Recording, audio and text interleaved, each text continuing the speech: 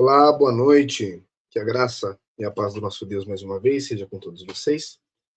Bom, dando continuidade à nossa aula, hoje de manhã, estávamos trabalhando então essa terceira aula, e esta é a segunda parte da nossa aula. E na aula pela manhã, na primeira parte, viemos trabalhando acerca do tema, a eternidade de Deus. E trabalhamos aqui então sobre o que é a eternidade de Deus, né? Como que nós entendemos esse processo conhecido como eternidade. Então, na aula anterior, nós falamos sobre a eternidade de Deus, trabalhando ali dentro dos Salmos 90, a partir do verso 2, que diz que antes que os montes nascessem, ou que tu formasse a terra e o mundo, mesmo desde a eternidade até a eternidade, tu és Deus. Então, nós estamos trabalhando esse processo da eternidade. Trabalhamos aqui o nome que Deus deu a si mesmo, né? Diante ali de Moisés, falamos acerca disso. Inclusive, o Salmo 90 é um salmo atribuído ao próprio Moisés, e Moisés, então, né, essa figura, esse personagem que esteve diante aí da sarça ardente, teve esse encontro com Deus, e Deus se apresentou a Moisés com essa famosa expressão que nós conhecemos, eu sou o que eu sou, né?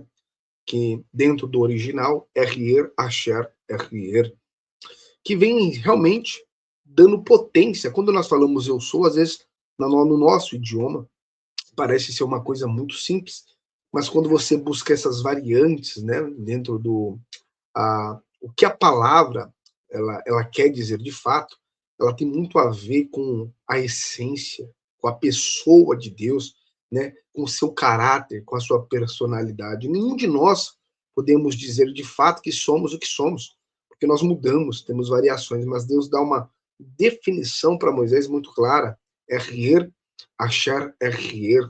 Eu sou o que eu sou, ou eu serei o que eu serei, né? Então isso é muito, muito forte. Nós trabalhamos isso na aula passada, né? Ah, também trabalhamos na aula que passou, né, na primeira parte desta aula, acerca dos pilares bíblicos, né? Acerca da eternidade divina. Então trabalhamos Êxodo 3, trabalhamos Salmos 90, que foi o texto base da nossa aula passada, e continua sendo nessa também. Trabalhamos o Salmo 102, o verso 25 ao 27. Também tratamos de 2 Pedro 3,8. Trabalhamos o Evangelho de João, capítulo 8, o versículo 58, acerca de Jesus Cristo, usando essa mesma expressão, eu sou, né? Jesus se referindo, antes que Abraão existisse, eu sou. Então, se você não assistiu a aula anterior, é muito importante que você assista para você poder compreender. E por fim, entramos em Apocalipse, capítulo 1, versículo 8, aonde o texto se referindo ao próprio Jesus dizendo, eu sou o Alfa e o Ômega, aquele que é, aquele que há de vir, né? Então, Jesus se referindo como aquele que tem todo o poder. Dando continuidade, nós também trabalhamos um pouco acerca das definições, o que quer dizer a palavra eterna, né? O que a palavra eterna quer dizer dentro dessa perspectiva formada. E nós trabalhamos aqui, ó, a eternidade de Deus é aquela perfeição pela qual Deus possui a totalidade da sua existência em um único e indivisível presente, sem princípio, sem sucessão de momentos e sem fim. Talvez essa seja uma das melhores definições para falarmos acerca da eternidade de Deus, né? Seguindo, trabalhamos um pouco acerca da eternidade e os outros atributos, falando que a eternidade não é um atributo à parte, mas é um atributo que se entrelaça com todos os demais atributos, e que sem a eternidade, provavelmente nenhum desses outros atributos funcionaria. Então a eternidade é muito essencial, né, para podermos compreender acerca da pessoa de Deus. Bom, então chegamos aí e falamos sobre como a igreja, né, hoje nós vamos trabalhar um pouquinho sobre essa questão, como a igreja, ela refletiu sobre a eternidade, sobre esse tema, que não é um tema novo. Então hoje nós vamos aí trabalhar acerca dessa ideia, desse tema, que é um tema de tamanha importância, tá? Bom, dito isso, eu acho que nós podemos dar sequência à nossa a essa segunda parte da aula. Acho que é de muita valia, muita importância, darmos então sequência a essa aula sobre a eternidade de Deus e fazermos aqui, pararmos um pouco e analisarmos essa jornada pela história, como a igreja refletiu sobre a eternidade de Deus. Bom, agora eu quero fazer algo que eu considero muito essencial para qualquer cristão maduro, que é levar, né, você que é pensador, que é um aluno, uma pequena viagem pela história da igreja. Porque há uma ideia muito perigosa, como nos dias de hoje, isso é um problema, que é a ideia de que cada geração de cristão lê a Bíblia do zero, né? E hoje está muito em alta essa ideia de que cada um pega a sua Bíblia e lê,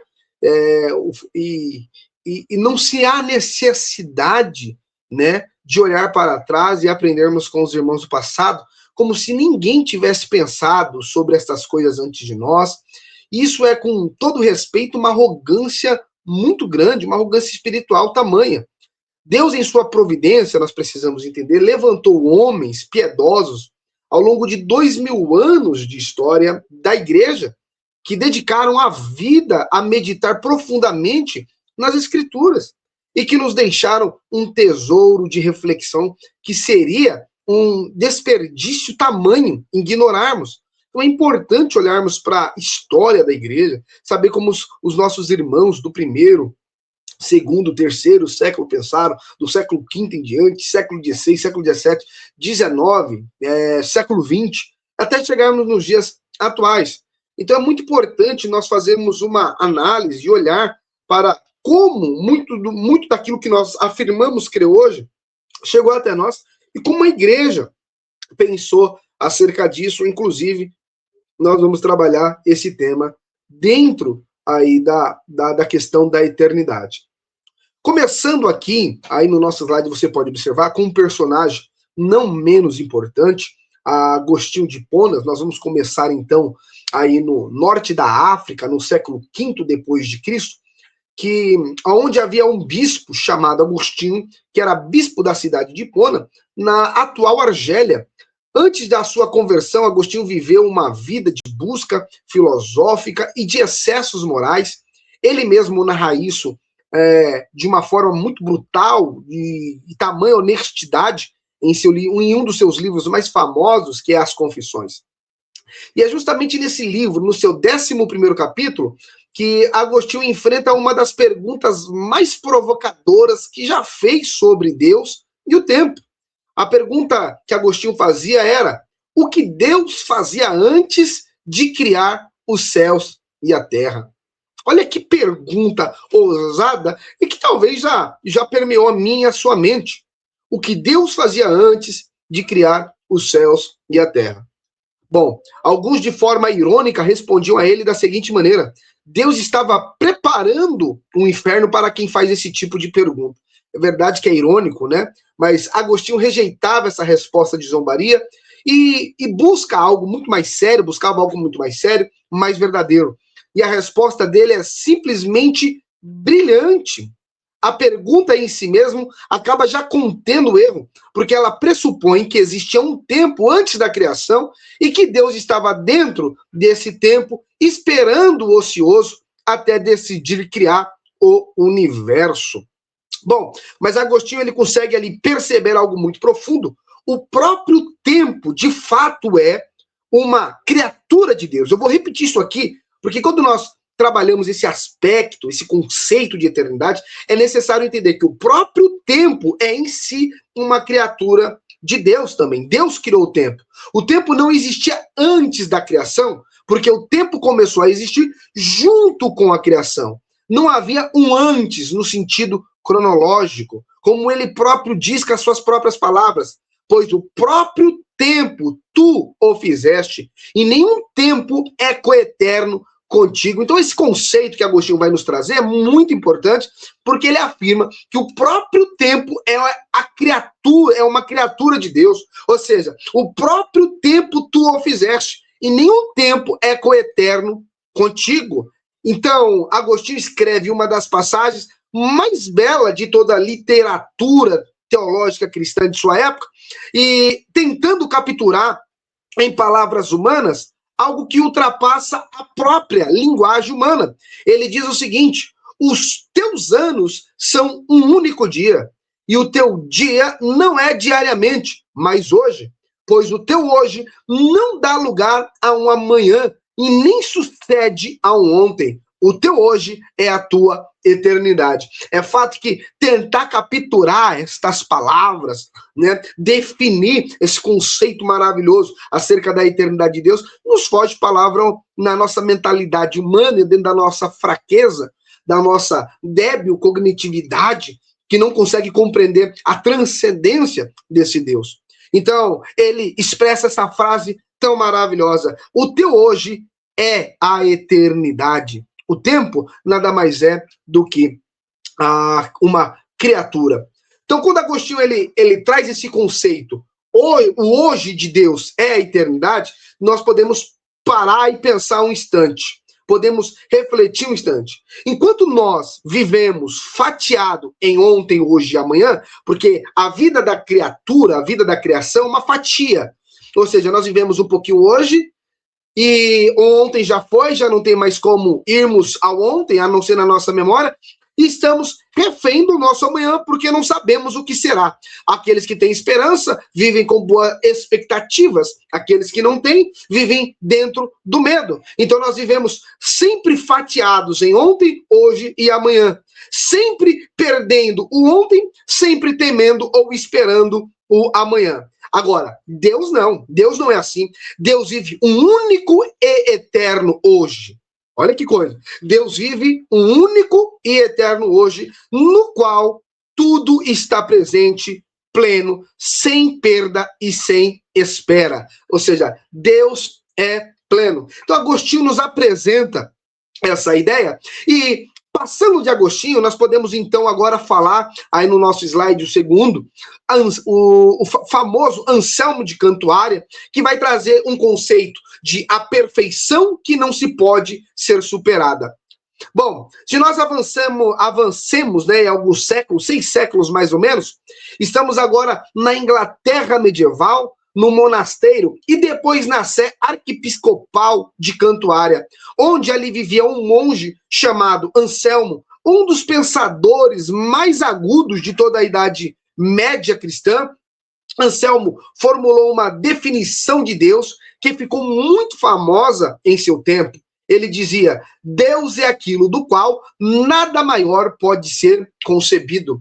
Então, olha só o que Anselmo trazia para nós.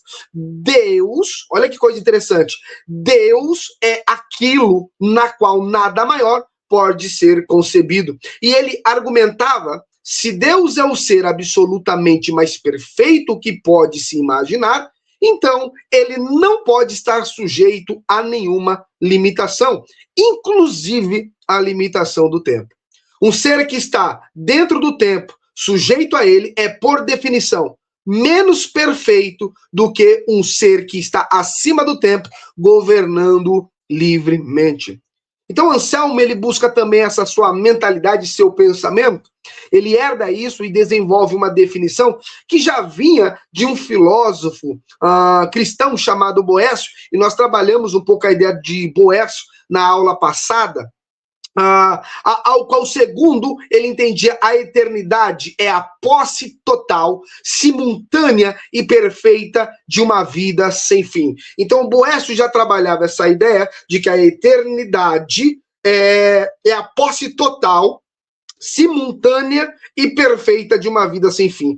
Essa fórmula total, simultânea e perfeita capta exatamente aquilo que vimos em Agostinho falando: a tua eternidade é o teu hoje. Deus não vive sua vida em pedaços ao longo do tempo. Ele a possui inteira, de uma só vez e perfeitamente. Então, quando nós pensamos nesses aspectos da eternidade de Deus, Deus possui uma vida plena, vamos dizer. Plena. O que eu quero dizer plena? Tudo, completo, não é fatiado. Nós podemos evoluir um pouco mais dentro desse pensamento histórico. É claro que não dá para falar sobre os inúmeros pensadores que trataram acerca da eternidade, que são tantos, mas nós podemos evoluir um pouquinho mais. E se nós saltarmos agora para o século XVI, para a Genebra da Reforma Protestante, onde um jovem francês chamado João Calvino, João Calvino tinha apenas 26 anos quando publicou a primeira edição de sua obra. Ele escreveu As Institutas da Religião Cristã, um dos livros mais influentes de toda a história do cristianismo ocidental. Calvino, já diferentemente, tanto de Agostinho quanto de Anselmo, não escreveu um tratado filosófico isolado, particular acerca da eternidade. Ele apresenta de uma forma mais pastoral, ligando a contemplação da criação. Calvino argumenta que, ao olharmos para o poder imenso revelado na ordem da natureza, nas estrelas, nas montanhas, nos oceanos, a nossa mente é naturalmente conduzida a perceber que aquilo que deu origem a tudo isso deve necessariamente ser eterno e autoexistente, pois nada que tem origem em si mesmo dependeria de outra coisa para existir. Então perceba que Calvino já traz esse conceito. Mas Calvino também insiste com toda a força que esse conhecimento natural obtido pela razão, contemplando a criação, é de fato também incompleto e chega a ser até distorcido pelo pecado, como o próprio Calvino afirma. Se não for completado e corrigido pela revelação especial das Escrituras, não basta olhar para as estrelas, precisamos ouvir Deus falando em sua palavra, como ele falou por intermédio de Moisés no meio da sarça, como ele falou pelos profetas e como ele falou definitivamente também pelos seus filhos. Então, mesmo que possamos contemplar a grandeza da eternidade desse Deus, é necessário recorrermos às Sagradas Escrituras para que tenhamos Deus falando diretamente conosco, ao que Calvino trabalhou dentro desse pensamento. Agora, um outro personagem que nós viemos trabalhando e damos destaque nele em nossas aulas foi Stephen Charnock, um pastor puritano que acabou fazendo essa teologia, trazendo a teologia de uma forma tão piedosa que convergiu a teologia acadêmica em um aspecto de adoração.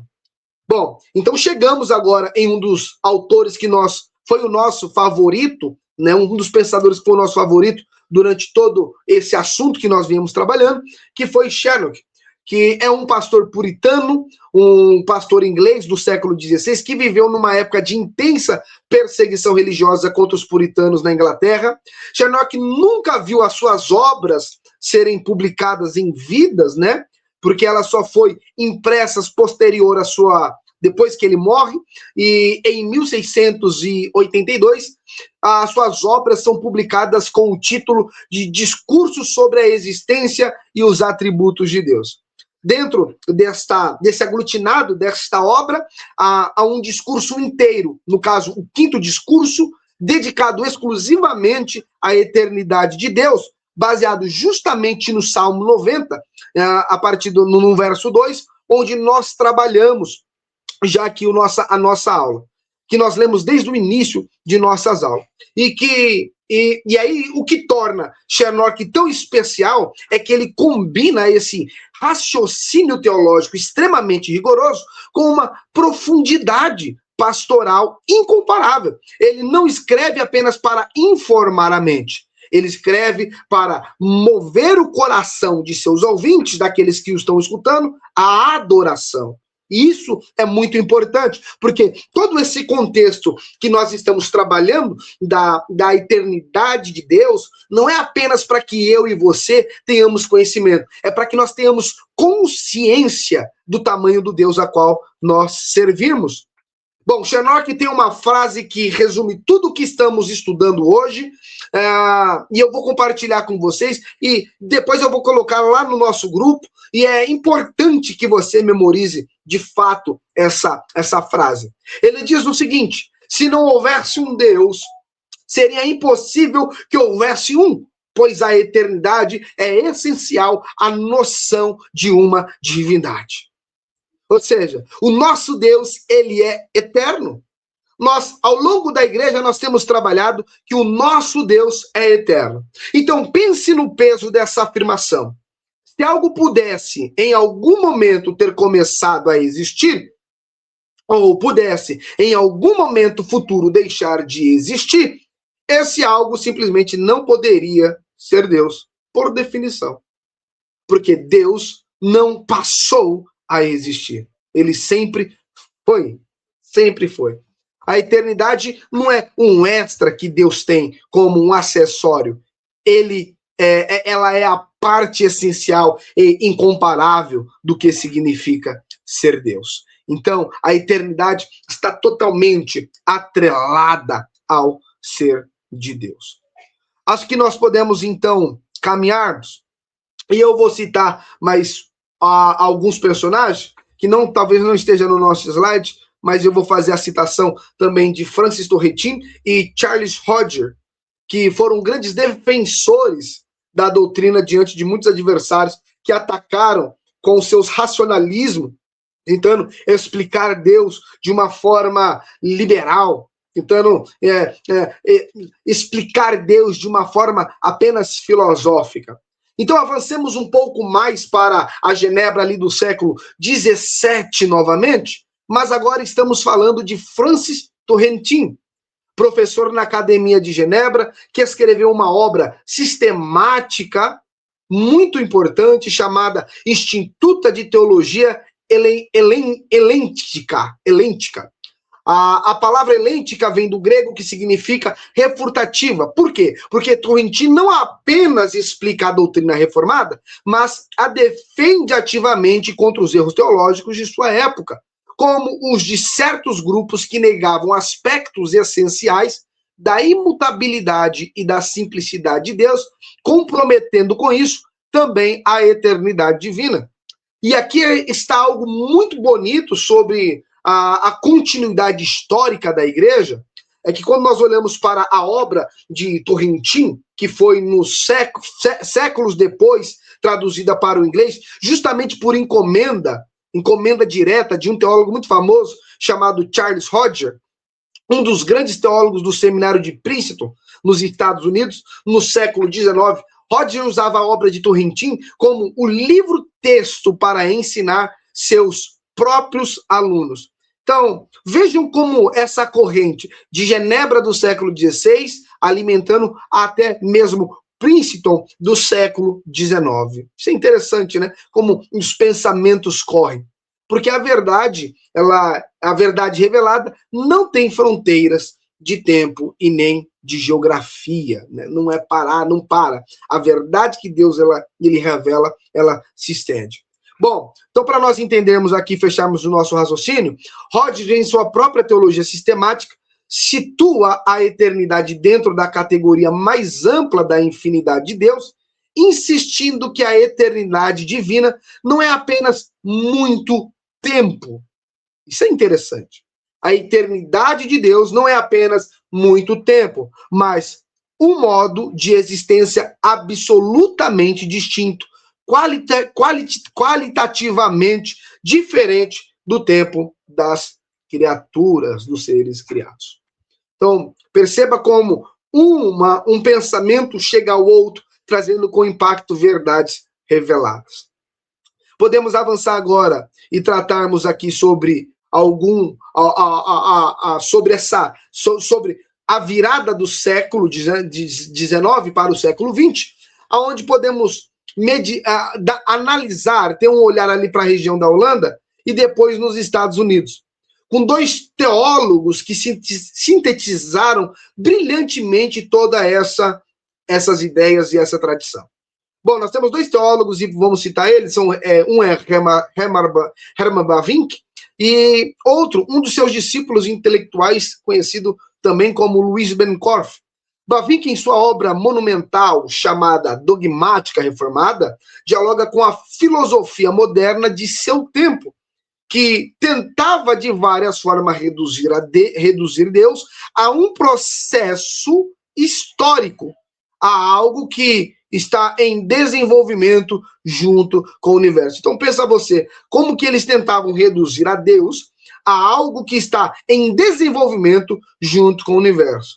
E Bavinck, ele responde com firmeza: não, a eternidade de Deus não está estagnada, fria, não é estagnação fria, mas também não é devir, não é mudança progressiva, é plenitude de vida, potência e virtude ilimitada, sempre presente, sempre completa. Então você perceba que ele traz esse conceito que a eternidade de Deus não é um processo evolutivo, como tem muita igreja hoje que tenta trazer dessa mesma perspectiva, que Deus ele está progredindo com a humanidade. Não, Deus é pleno. Deus é pleno, completo.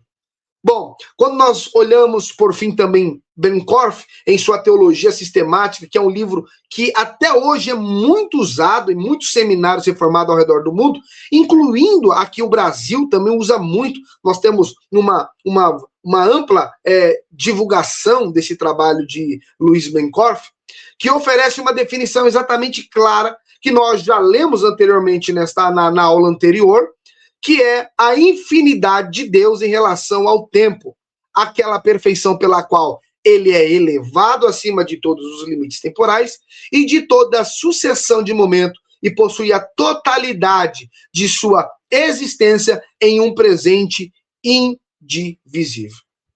Em um presente indivisível. Então, perceba comigo aqui que de Agostinho, do norte da África, a Anselmo na Inglaterra medieval, de Calvino em Genebra, a Chernock na Inglaterra puritana, de Turretin a Roger, atravessando o Atlântico de Bavinck até Bencorf, na virada do século XX, a igreja em toda época e lugares, com uma só voz, confessou: o nosso Deus é eterno.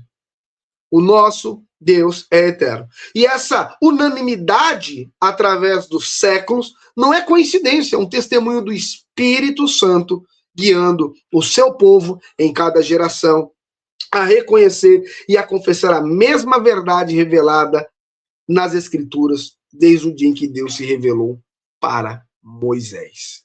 Olha como isso é importante. Nós temos também uma virada, né, e é importante nós falarmos que até mesmo dentro dessa virada de século, durante a igreja, Deus sempre tem levantado os seus servos para testificar que ele é eterno. Por isso que é importante nós darmos uma olhada pela história da igreja para verificarmos essa grande questão da eternidade de Deus, estudarmos essa doutrina. Então nós temos a voz da igreja através dos séculos, E nós temos também aqui, eu quero destacar, dentro dessa parte, desse tópico que nós vamos trabalhar, a Confissão de Fé de Westminster. Ó, esse livrinho aqui, ó, Confissão de Fé de Westminster, que é muito interessante.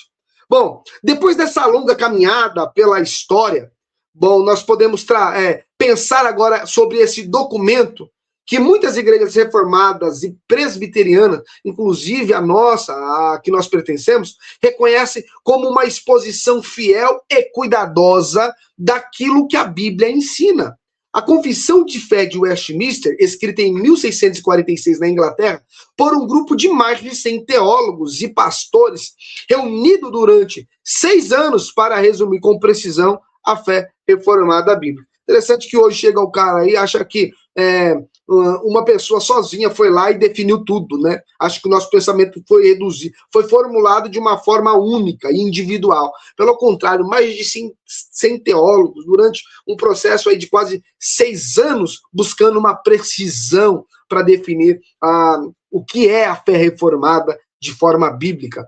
Bom, quando nós olhamos para esse pensamento da Confissão de Fé de Westminster, no capítulo 2 dessa confissão que trata de Deus e da Santíssima Trindade, nós encontramos esta declaração que eu vou ler aqui para vocês com calma, porque cada palavra foi pensada com muito cuidado teológico e de uma forma muito extraordinária. Bom, a Confissão de Fé de Westminster, ela diz então no seu primeiro parágrafo: há somente um Deus vivo e verdadeiro, infinito em ser e perfeição, espírito puríssimo, invisível, sem corpo, partes ou paixão, imutável, imenso, eterno, incompreensível, todo-poderoso, sapientíssimo. Olha que coisa.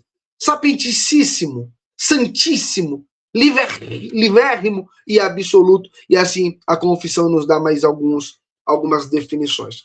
Mas reparem como a eternidade aparece ao lado de outros atributos. Por exemplo, como imutável, imenso, eterno. Os teólogos de Westminster não viam a eternidade como uma característica isolada de Deus, separada das demais, mas como parte de um conjunto coerente de perfeições que decorrem toda a mesma fonte, a infinidade absoluta do ser divino.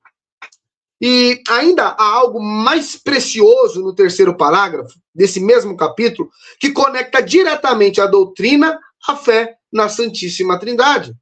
Diz assim, o terceiro parágrafo: na unidade da divindade há três pessoas, há uma só substância, poder e eternidade. Olha que interessante. Na unidade da divindade há três pessoas, de uma só substância, poder e eternidade. Deus o Pai, Deus o Filho e Deus o Espírito Santo. Isso significa que a eternidade não pertence apenas ao Pai, nem é atribuída maior do Pai em relação ao Filho ou ao Espírito. As três pessoas compartilham igualmente a mesma e única eternidade divina. Assim como vimos no Salmo 102, aplicando a Cristo, quando nós lemos em Hebreus, e em João, quando Jesus, ele diz, eu sou, ele diz no próprio nome, ele reivindicou para si, eu estou, e ele diz, antes que Abraão existisse, eu sou. Então ele de fato é. Bom, nos nossos pensadores modernos também, nós podemos citar aqui o Dr. Ricardo Charles Sproul, a eternidade, que trata a eternidade como garantia do pacto. Bom, saindo um pouco então do século XVII para chegarmos ao nosso próprio tempo, eu quero mencionar alguns desses pastores e teólogos que são mais recentes e que muitos de nós já temos lido ou ouvido algo sobre, e que falaram também sobre esse tema que toca diretamente a vida cristã e a nossa prática. O Dr. Sproul, um pastor e professor americano, que dedicou grande parte do seu ministério a ensinar teologia de forma acessível ao povo comum, sem perder a questão do rigor acadêmico, costumava enfatizar que a eternidade de Deus é o fundamento da confiabilidade das suas promessas pactuais. O Deus que prometeu a Abraão fazer dele uma grande nação, o Deus que prometeu a Davi um trono eterno, o Deus que prometeu a mim e a você vida eterna em Cristo Jesus, esse Deus não muda de ideia, não esquece, não envelhece, não perde a memória, não morre.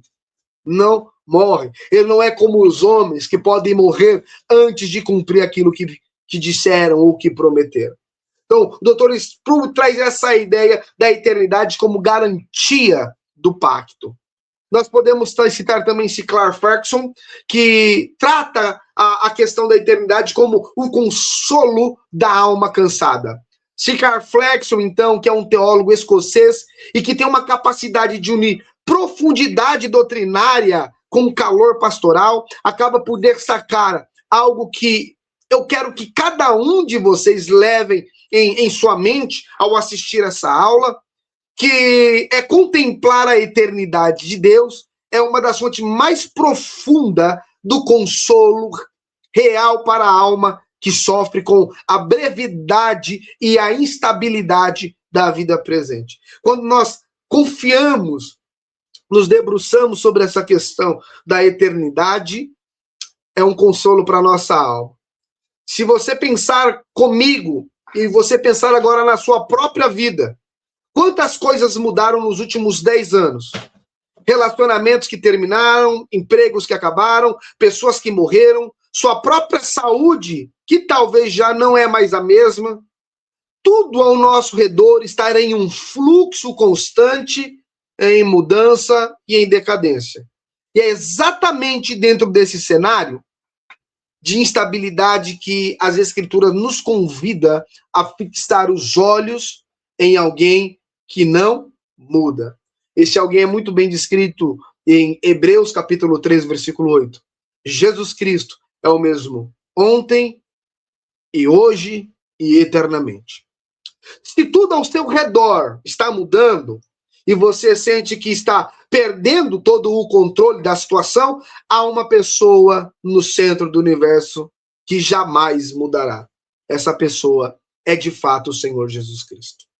Então, nós percebemos então que Ferguson traz essa ideia da eternidade, de olharmos para a eternidade como o consolo para a nossa alma cansada. Eu quero trabalhar aqui também outro autor, que é Packer, autor do clássico livro Conhecendo a Deus, um livro que foi muito utilizado e que acabou abrindo os olhos de milhões de cristãos ao redor do mundo para a grandeza de Deus, e ele insiste em algo que eu também quero deixar muito bem claro aqui nessa aula, que conhecer a eternidade de Deus não pode apenas parar na nossa cabeça. Conhecer a eternidade de Deus não pode ser apenas algo que é um conhecimento vago e vazio. Não tem sentido nós terminarmos essa aula sobre a eternidade de Deus e sabermos definir tecnicamente acerca da aceidade, da imutabilidade, da atemporalidade e botarmos a cabeça em nossos travesseiros e irmos dormir esta noite e de repente isso não mexer em nosso coração. Não mexer em nosso coração. Isso ser apenas algo que nos deixa frio, distraído, sem adoração. Packer diria uma coisa e eu concordo plenamente. Se este conhecimento não resultar em uma vida de adoração, mas em uma vida de profunda confiança e firmeza em Deus, então nós apenas aprendemos as letras, mas não extraímos nada da doutrina que o Espírito Santo nos deu e nós não fomos edificados. Então, conhecer sobre a eternidade de Deus também nos leva acerca da adoração. O outro autor que nós podemos destacar, que é também John Murray, que trata essa questão da eternidade de Deus como Deus relacionando-se genuinamente com o tempo. Então, quando nós tratamos esse teólogo escocês, que ensinou por muitos anos no seminário teológico de Westminster, na Filadélfia, ajuda-nos a fechar este bloco com uma observação muito bem equilibrada que evita dois erros opostos.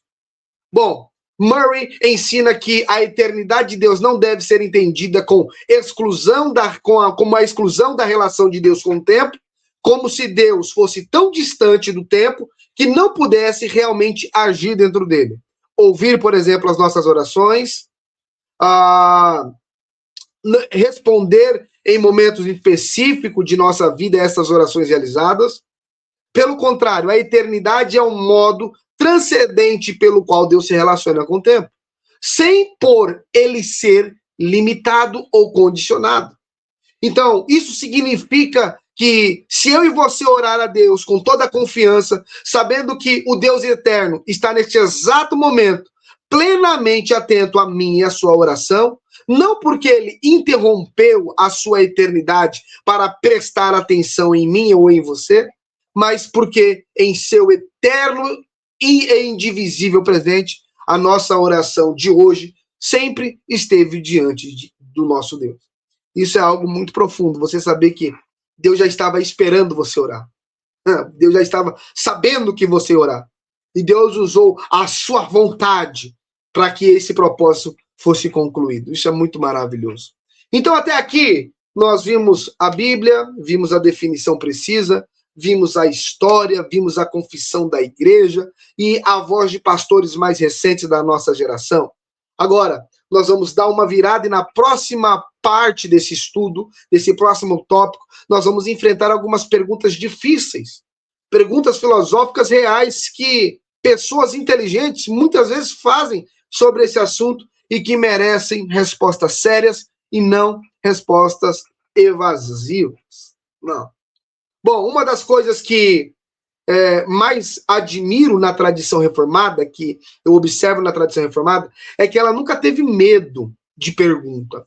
Normalmente os reformados, quando você vê aqueles que trabalham com a teologia reformada, aqueles que creem, se depositam o seu coração sobre essa teologia, compreendem de forma bíblica, eles não têm medo de responder perguntas difíceis. Então, não vamos varrer dúvida para debaixo do tapete e vamos fingir que não existem questões complicadas. Vamos enfrentar de frente algumas das objeções mais sérias que já foram levantadas contra a doutrina da eternidade. Porque nós devemos entender que uma fé que não suporta pergunta não é uma fé muito forte. O próprio Pedro nos ensina que nós devemos dar razão da nossa crença. Eu devo saber responder no que eu creio e por que eu creio. Eu vou levantar uma questão aqui, algumas perguntas que são perguntas o tanto quanto aguçadas, né? Perguntas complicadas, às vezes, de se responder, e nem sempre nós teremos a resposta, isso é verdade. Às vezes você vai precisar de tempo para pesquisar, precisar orar a Deus, para que Deus ilumine a sua mente. Bom, uma das perguntas que nós podemos enfrentar é: se Deus não existe no tempo, como ele pode realmente agir na história? Se Deus não existe no tempo, como ele pode realmente agir na história? Essa talvez é uma objeção, uma das objeções filosóficas mais comum e muito séria, que mexe com a mentalidade. O raciocínio é o seguinte: toda ação parece exigir uma sequência. Primeiro, existe a intenção de agir, depois acontece a ação, depois vem o resultado, é fato. Se Deus está completamente fora do tempo, como ele poderia, de fato, fazer algo dentro do tempo? Como ele criou o mundo, julgou os ímpios no dilúvio, ressuscitou Jesus em um dia específico da história, se ele não está sujeito a sequência alguma? Bom, vamos tentar responder isso e ver o que a tradição reformada, a resposta clássica reformada acerca dessa questão, desta pergunta. Que já vimos, que nós já vimos desenvolvendo desde Agostinho, né? E depois sistematizada por Turrentin e depois pela ortodoxia protestante, faz uma distinção muito fundamental entre duas coisas, quando nós observamos esses pensadores, que nós precisamos separar com muito cuidado. Primeiro, o decreto eterno de Deus, escute bem, nós precisamos separar para poder entender perguntas como essa. Primeiro, o decreto eterno de Deus, de um lado, e a execução temporal desse decreto de outro. Então, para nós podermos dar uma resposta clara, precisamos fazer uma separação. E essa separação é justamente porque a nossa mente é finita e limitada. Como nós temos uma mente finita e limitada, nós precisamos fazer uma separação cuidadosa. O decreto eterno de Deus de um lado e a execução temporal desse decreto de outro lado. Vejam como isso acaba por funcionar. Deus, em sua eternidade, em um único ato eterno indivisível de sua vontade, decretou de uma só vez, sem sucessão, tudo o que aconteceria na história, do princípio ao fim. Esse decreto não foi tomado em um momento e depois mudado ou ajustado em outro, como muitos afirmam. Foi desde sempre um único ato eterno e completo. Agora, mas a execução desse ato, desse decreto, A forma como ele se manifesta e se desenrola acontece sim em sequência temporal. Ou seja, a execução do decreto eterno de Deus, ela acontece de forma que é sequencial e temporal, dentro da história que Deus mesmo criou. Ou seja, ele decretou, mas a execução dos decretos vai se desenrolar ao longo da história. O decreto de Deus está dentro desde a eternidade. Agora, a execução desse decreto vai no desenrolar do tempo e da história. Quando Deus criou o mundo, no princípio, ele não mudou de plano e nem teve uma nova ideia naquele momento. Ele simplesmente executou, dentro do tempo que estava sendo criado, aquilo que já havia decretado eternamente. Então nós devemos entender isso claramente. Existe o decreto eterno de Deus de um lado e a execução temporal desse decreto de outro. Uma coisa é aquilo que Deus já decretou desde a eternidade. E outra coisa é conforme como esse decreto vai sendo cumprido, vai sendo desenrolado dentro do tempo, tá ok? Bom, acredito que nós, já deixando isso claro, conseguindo entender essa primeira questão, nós podemos dizer da seguinte maneira: não há mudança em Deus quando ele age na história.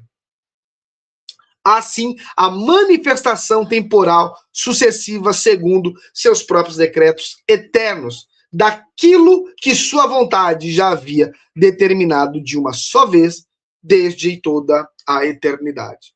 Então, às vezes você fala assim, mas eu posso mudar Deus, posso mudar a vontade de Deus, eu posso... Entenda que tudo que nós estamos vivendo, e isso não interfere a nossa liberdade, porque esses são os pontos conflitantes que nós vamos ter que conviver, que Deus ele decreta todas as coisas e que o homem também é livre. A Bíblia afirma as duas coisas, nós vamos ter que conviver com essa tensão teológica, vamos ter que conviver com isso. Bom, um exemplo que costuma ajudar é o seguinte: imagine um arquiteto que projeta uma casa inteira, do telhado ao alicerce, em sua mente e no papel. Ele pensou isso, colocou na mente, foi no papel, de uma só vez, antes mesmo de a construção começar. Antes mesmo ele já arquitetou, ele já sabe o que vai fazer. Quando a construção de fato acontece, ela acaba por acontecer em etapas. Primeiro a fundação, depois as paredes, depois o telhado, mas o projeto inteiro já existia, completo, na mente do arquiteto, antes de a primeira pedra ser assentada. Com Deus, de forma infinitamente superior e mais perfeita, acontece algo semelhante. O projeto eterno já está completo em sua mente e vontade. A execução é que se desdobra no tempo da criação. Fechou? Acho que nós conseguimos fechar este pensamento. Uma segunda pergunta que nós podemos trabalhar aqui é: um Deus que não muda não é um Deus distante e frio? Esse é um pensamento que tem muito ocorrido hoje. Um Deus que não muda, que não volta atrás, um Deus que não se transforma, não evolui, não é um Deus distante e frio? Esta é a segunda objeção que nós vamos trabalhar e que acaba vindo de um movimento teológico mais recente, que é conhecido como o teísmo aberto, que ganhou força em certos círculos evangélicos nas últimas décadas. Por isso você vê tantas músicas, tantas pregações tratando Deus como se fosse humano. A ideia central desse movimento é que, para Deus ser verdadeiramente próximo de nós, ele precisa estar sujeito ao tempo como nós estamos, sofrendo junto com a gente em tempo real, aprendendo coisas novas, ajustando os seus planos conforme a história avança, vivendo, em certo sentido, junto conosco e vivendo a nossa incerteza do futuro. É uma proposta que parece à primeira vista mais íntima, parece que Deus está mais chegado, mais próximo, mais humana, mas precisamos examinar isso com muito cuidado, porque será realmente que isso entrega aquilo que promete? Será que essa proposta do teísmo aberto entrega realmente aquilo que é prometido? Bom, a resposta reformada a isso, e nós já vimos isso, né, com Bavinck, porque Bavinck já havia antecipado essa discussão no início do século XX, antes mesmo do teísmo aberto existir como movimento formal, é que essa proposta, na verdade, entrega um Deus menor, não um Deus mais íntimo. Porque pense bem você comigo, pense comigo, se Deus está sujeito ao tempo, ele também está, de alguma forma, sujeito à mudança, à incerteza sobre o que vai acontecer e até a possibilidade de seus planos falharem ou precisarem serem refeitos. E de fato, pense comigo, e um Deus que pode ser surpreendido pelo futuro, que pode mudar de plano, que pode não saber com certeza absoluta como tudo vai terminar, esse Deus perde exatamente aquilo que o torna suas promessas absolutamente confiáveis. Ele não sabe mais o que vai desenrolar. E é o que muita gente hoje afirma, que Deus ele não sabe. Ele apenas prevê, no sentido de ele percebe que pode ser. Percebe que pode ser. Não é que será. Percebe que pode ser. Percebe que talvez seja. Como que você confia num Deus que não tem controle sobre tudo, mas que apenas talvez aconteça. Se você quiser. Um Deus que não é absoluto. Isso é um problema, não é? A verdadeira intimidade de Deus conosco não vem de ele estar sujeito às mesmas limitações temporais que nós, não. Mas justamente do contrário. Vem do fato de que o Deus que é absolutamente eterno, imutável, soberano, escolheu livremente, por pura graça, entrar na relação pessoal e profunda com a criatura temporal e limitadas como nós. Ou seja, a maravilha não é Deus ser como nós. A maravilha é nós termos um Deus sendo infinitamente diferente de nós, ainda assim nos amar, ainda assim nos conhecer intimamente e zelar e cuidar em cada detalhe da nossa vida. Talvez aqui nós podemos fazer a citação do Salmo 139 e o verso 16. Esse salmo é muito tremendo, ele diz o seguinte: os teus olhos viram o meu corpo ainda informe, e no teu livro estavam escritas todas aquelas coisas que para mim foram ordenadas, quando ainda nenhuma delas havia. Louvado seja Deus, nós temos um Deus que de fato cuida de nós. Nós temos um Deus que de fato conhece. Este é o Deus que conhecia cada dia da vida do salmista. Esse é o Deus. E esse é o Deus que conhece cada dia da nossa vida antes mesmo de nós nascermos. Não porque ele adivinhou olhando de fora, mas porque em sua eternidade ele já contemplava plenamente toda a extensão da sua existência, do primeiro ao último dia. Do primeiro ao último dia. Bom, acho que podemos ainda trabalhar mais uma última pergunta. E alguém pode me perguntar, mas isso não vira fatalismo? Como se nada que eu fizesse importasse? Essa, de fato, é uma preocupação pastoral muito comum e legítima até. Se Deus já decretou tudo desde a eternidade, então as minhas escolhas realmente importam? Ou eu sou apenas um personagem seguindo o roteiro já escrito sem a liberdade verdadeira? A tradição reformada, desde Calvino, seguindo Calvino, Turrentin, a confissão de fé de Westminster, que traz isso com muita clareza, sempre rejeitou essa conclusão fatalista. O decreto eterno de Deus não anula as causas reais dentro da história. Ele as estabelece e as usa. Deus decretou desde a eternidade não apenas os resultados finais da história, mas também os meios pelos quais esses resultados se cumprem, incluindo as minhas e as suas escolhas, mas de forma que isso seja livre e responsável. E você me pergunta, como? É a tensão bíblica. Porque a Bíblia não nega o decreto de Deus e também não nega a responsabilidade humana. Não nega.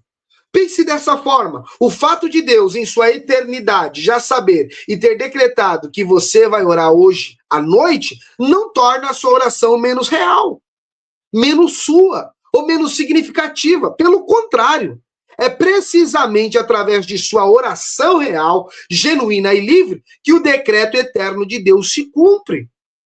Deus não contorna a nossa vontade. Ele usa a nossa vontade soberanamente sem violá-la. Você e eu somos plenamente responsáveis pelas nossas escolhas. E Deus é plenamente soberano sobre a história. Ponto.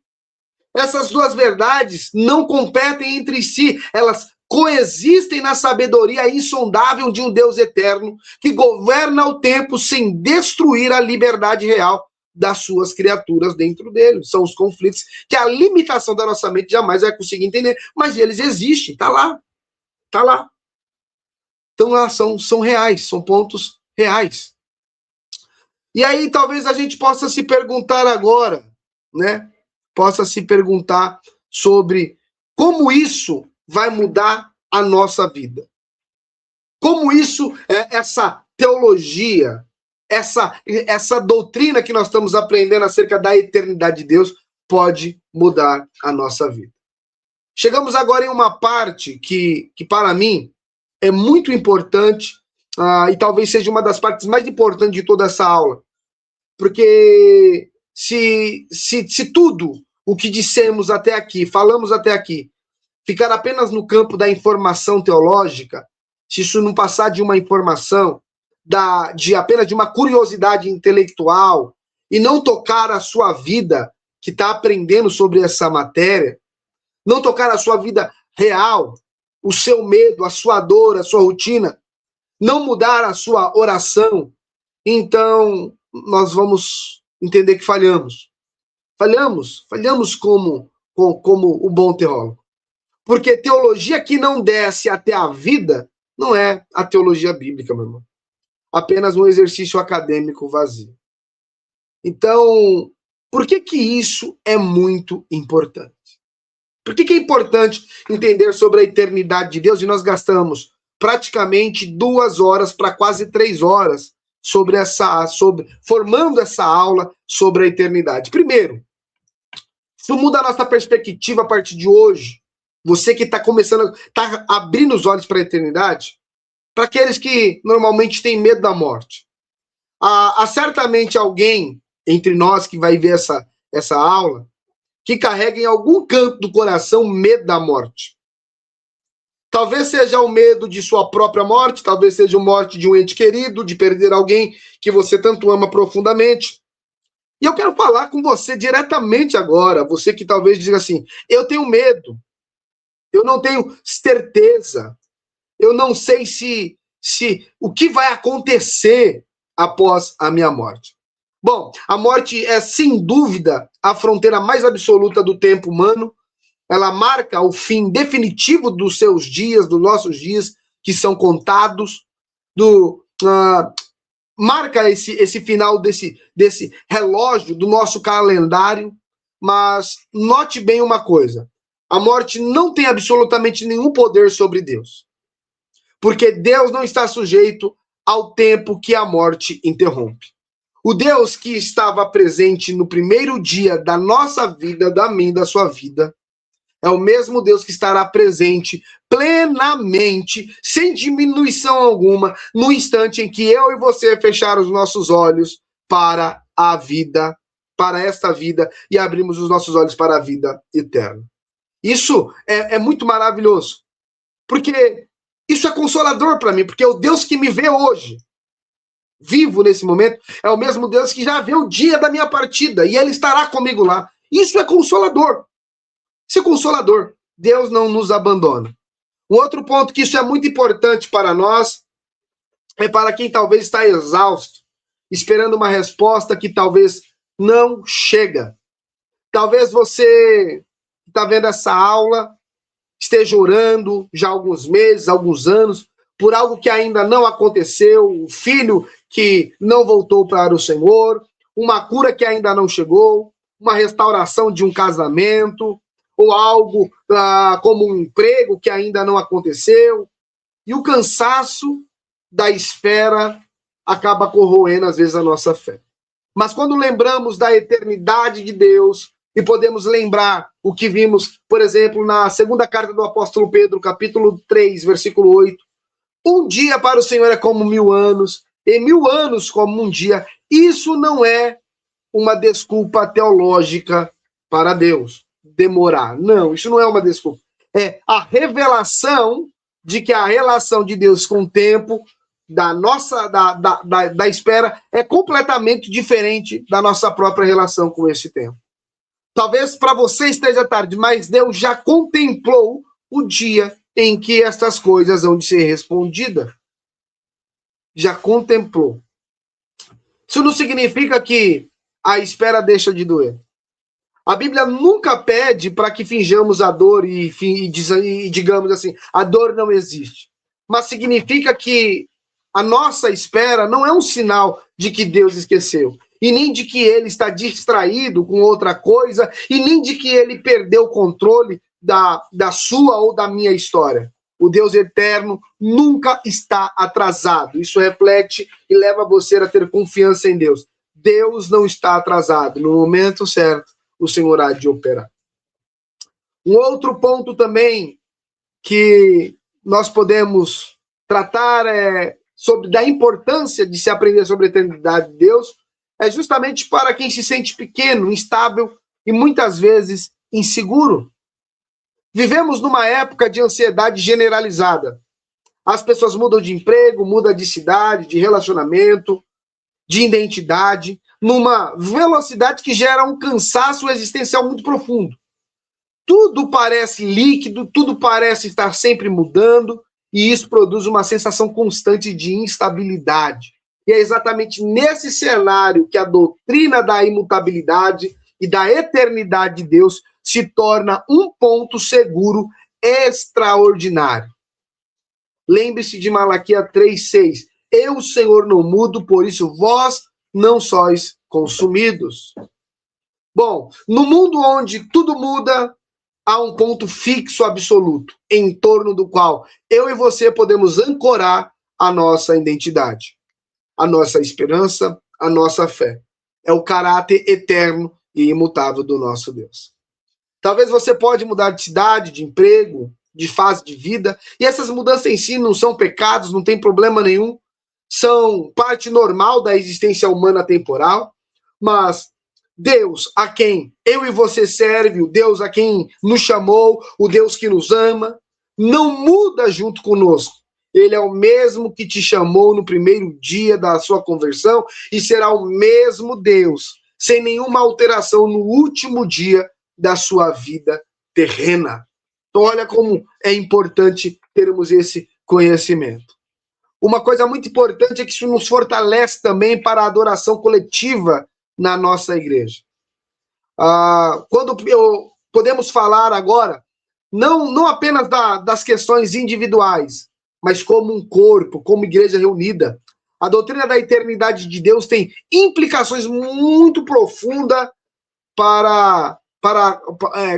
em aspectos como a adoração, principalmente a adoração em conjunto, onde nós sempre nos reunimos.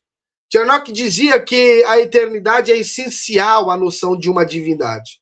Isso significa que toda a nossa liturgia, todo cântico, toda oração coletiva, toda celebração da ceia repousa sobre essa verdade fundamental. Estamos adorando a um Deus que não pode falhar conosco, porque não pode deixar de existir, não pode mudar de caráter, não pode ser surpreendido por nenhuma crise que a nossa igreja venha a enfrentar. O nosso Deus permanece o mesmo conosco em nossas dificuldades. Quando a igreja enfrenta suas dificuldades, e ela vai enfrentar, é normal a igreja enfrentar dificuldades, porque toda a igreja enfrenta, nós precisamos lembrar. A igreja não está apoiada na estabilidade do prédio, nem na continuidade de seus líderes, nem na constância das ofertas, nem em nenhuma estrutura humana temporal. A igreja está apoiada no Deus eterno que prometeu em Mateus 16:18 que as portas do inferno não prevaleceria contra ela. Bom, chegamos então à nossa conclusão sobre esse estudo, e você percebe como temos assunto para tratar sobre esse aspecto que é a eternidade? Como temos assunto para falarmos sobre essa questão da eternidade? E tratamos sobre 2 horas e poucos de aula, né? Dividida, cada aula dividida aí mais ou menos em 1 hora e pouco. E agora nós chegamos ao final, então, dessa aula, e eu quero que façamos juntos aí só uma recapitulação, de volta aí pelo caminho, para nós vermos o que nós aprendemos. Porque toda boa aula, né, ela deve começar onde ela deve terminar onde ela começou. Mas é claro que com o coração cheio de graça, cheio de alegria, porque aprendemos muito sobre o nosso Deus, tá? Bom, iniciamos com o Salmos 90, então, que diz: antes que os montes nascessem, ou que tu formasse a terra e o mundo, mesmo desde a eternidade até a eternidade, tu és Deus. Vimos que Moisés escreveu essas palavras no meio da fragilidade humana, contemplando a morte de toda uma geração, e ainda assim ergueu os olhos para Deus, que não treme, não envelhece e não morre. Vimos o nome Eu Sou revelado na sarça ardente, e entendemos que esse nome carrega em si a própria definição da autoexistência absoluta de Deus. Vimos Jesus, em João 8:58, aplicar esse mesmo nome a si mesmo, revelando-se como Deus eterno encarnado entre nós.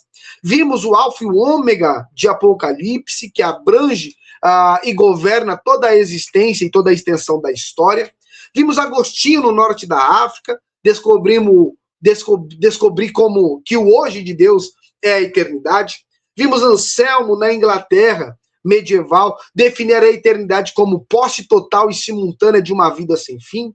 Vimos Calvino apontar para a criação como testemunha silenciosa da eternidade do seu Criador. Vimos Chernock declarar que a eternidade é essencial à própria noção da divindade. Também trabalhamos Torrentin, Roger, Bavinck e Bencorf, consolidando com muito rigor e um rigor escolástico incrível a clareza pastoral, aquilo que a igreja sempre confessou. Trabalhamos então também a confissão de fé de Westminster e vimos ela proclamar um Deus imutável, imenso e eterno. Vimos também Sproul, Ferguson, Parker, Murray trazer a mesma verdade antiga para a pregação e para a aplicação prática da vida cristã contemporânea. Enfrentamos perguntas difíceis aí sobre como Deus eterno pode agir dentro do tempo, sobre se a imutabilidade se torna Deus distante, sobre o decreto eterno de Deus, se destrói a liberdade humana ou não. Vimos que a resposta bíblica e reformada em cada caso não nos afasta de forma alguma de Deus, mas nos conduz a uma profunda piedade e adoração. E por fim, trouxemos tudo isso para o chão da vida real, né, onde nós pisamos, onde nós estamos, para quem teme a morte, para quem está cansado de esperar, para quem sente instável no mundo em constante mudança, para a igreja reunida em adoração e para corrigir as distorções silenciosas que diminuem a grandeza de Deus em nossa mente. Bom, queridos, então nossa aula ela vai chegando ao fim e uma última pergunta para você levar para casa, tá? Eu quero terminar essa aula com uma pergunta simples, mas que eu peço que cada um de vocês aí que está estudando conosco, leve para o seu coração, guarde no seu coração e continue meditando nela durante o tempo de estudo aí que trabalharemos sobre os atributos de Deus. O Deus que você ora, você o conhece como Deus eterno? O Eu Sou, aquele que não teve princípio e não terá fim? Ou, sem perceber, você reduziu Deus na sua mente a um Deus quase do seu próprio tamanho? Um Deus que se cansa, que se surpreende, que precisa de tempo para agir, que talvez também esteja como você, apenas tentando dar conta da vida. Qual é o Deus que você tem buscado? Como que você tem enxergado seu Deus? como um Deus soberano, eterno, ou um Deus humanizado. Porque se o seu Deus é pequeno assim, sua oração vai ser pequena, sua fé vai ser frágil, sua esperança vai depender das circunstâncias. Mas se o seu Deus é o Deus eterno que estudamos hoje, o Deus de Moisés, o Deus de Agostinho, Calvino, Enoque, o Deus confessado por toda a igreja através dos séculos, então sua fé tem aonde se firmar. Mesmo que quando tudo, mesmo que você enxergue tudo tremendo ao seu redor. Caros alunos, que Deus abençoe vocês, então, tá bom? Se eu pudesse resumir tudo que nós aprendemos aqui hoje em uma única frase teológica bem formulada, seria esta que eu vou compartilhar com vocês, e eu peço que vocês ouçam com atenção, tá bom? A eternidade de Deus, então, é aquela perfeição pela qual ele, livre de toda limitação temporal, possui simultânea e perfeita a totalidade infinita do seu ser, sustentando, governando e transcendendo soberanamente toda a extensão do tempo criado, do princípio ao fim da história e da redenção, para a sua própria glória eterna e para a consolação eterna do seu povo. Que Deus te abençoe. Essa, então, foi mais uma aula. Espero que tenha grande valia para você e um grande aproveito, tá bom? Até a próxima aula, se assim o nosso Deus nos permitir.